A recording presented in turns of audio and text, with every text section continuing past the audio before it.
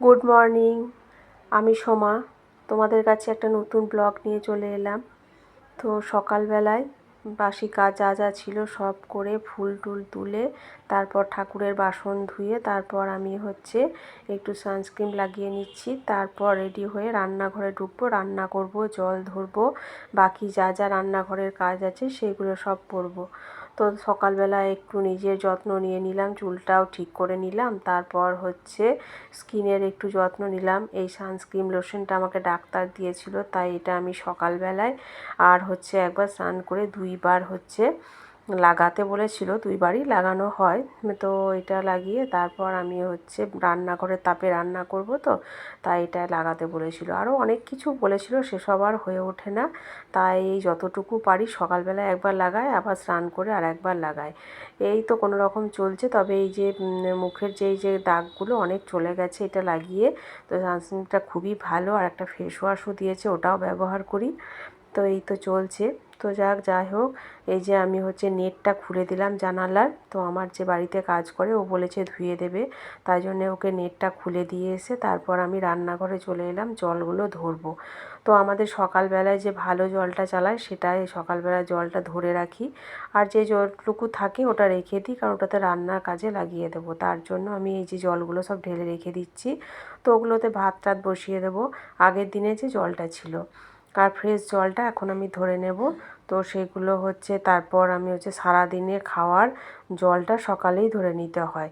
তারপর চালটাও ভিজিয়ে দেবো, চালটা ভিজতে ভিজতে তারপর চা বসাবো। তারপর ততক্ষণে একদিকে জল ধরা, চা বসানো সবই হয়ে যাবে একসঙ্গে, অনেকগুলো কাজই হয়ে যায়। তো আগে চালটা ভিজিয়ে দিই, ডাল ভিজাবো, একটা একটা করে অনেকগুলো কাজ সকালবেলায় আমি এখানে করে নেব। তারপর বাইরের যে ফুল তোলার কাজটা সেখানে সকালেই আমি করে নিই, কারণ তারপর অনেক বেলা হয়ে যায় রান্নাঘরে ঢুকলে। ওই জন্য সকালবেলা উঠে আমি মুখ ধুয়ে জামা কাপড় ছেড়ে আগে ফুলটা তুলে নিই, কারণ অনেকগুলো ফুল তুলতে হয়। তো তোমাদেরকে দেখাবো একদিন বাগানে। এখন অবশ্য ফুল অনেক কমে গেছে, কারণ এখন শীতকাল আসছে, তাই ফুলটা এখন কমে গেছে। তো এই যে তোমার গ্রীষ্মকালের দিকে প্রচুর ফুল ফোটে, সাদা ফুল, কাঞ্চন ফুল, অনেক রকমের জবা। তো সেগুলো তুলতে তুলতে অনেকটা টাইম লেগে যায়।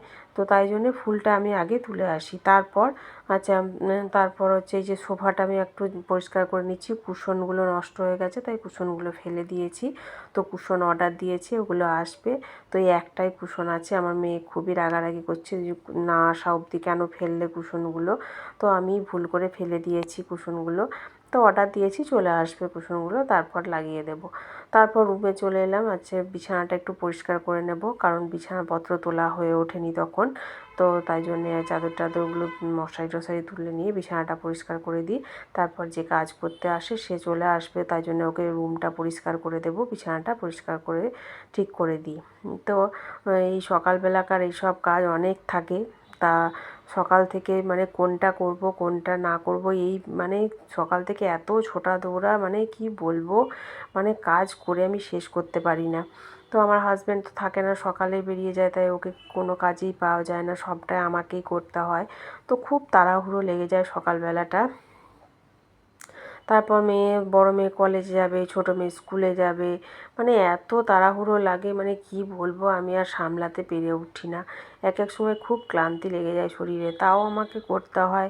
তারপর ছোট মেয়েকে আবার স্কুলে দিয়ে আসতে হয়, তারপর আবার আনতে যেতে হয়, বাজারও টুকটাক যেতে হয়, যেদিন যা দরকার লাগে সবই বাজার করে দেয়। তাও তো সংসারে কত যে জিনিস লাগে, যদি ভাবি যে না এটা আমার না হলে চলবে না, তখন আবার যেতে হয় আমাকে। তো এখন তো পুজোর সময় বুঝতেই পারছো, এদিক ওদিক সব কাচাকুচি হচ্ছে, সেগুলোই শোকায়নি, তুলে রেখে দিচ্ছি।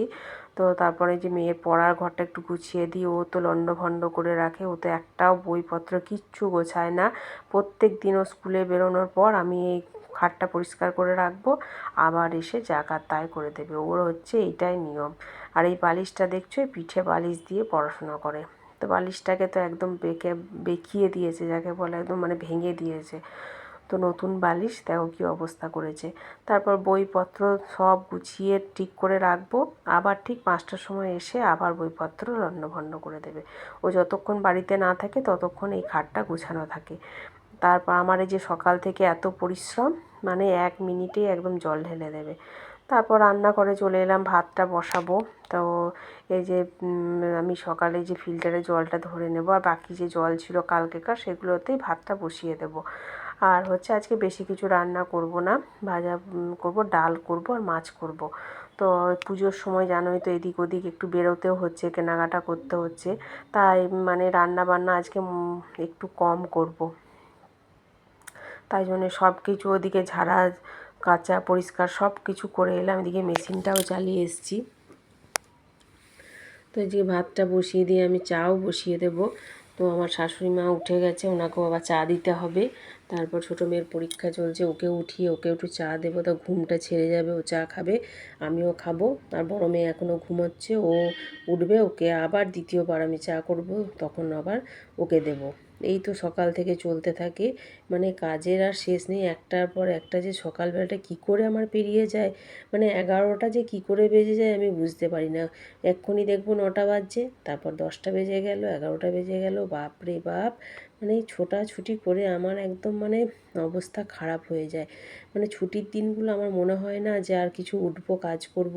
তারপরে এই তো দেখো ঢ্যাঁড়স আলু ভাজা করেছি, বড়ি ভেজেছি, আর মাছটা করব, ডাল করব, আর আলু দিয়েছি ভাতে, বড়িটা দিয়ে মাখবো ঝাল ঝাল করে। ওটা বেশ খেতে ভালো লাগছে এখন। তো ভিডিওটা আজকের মতো এখানেই রাখছি, দেখা হবে নেক্সট আর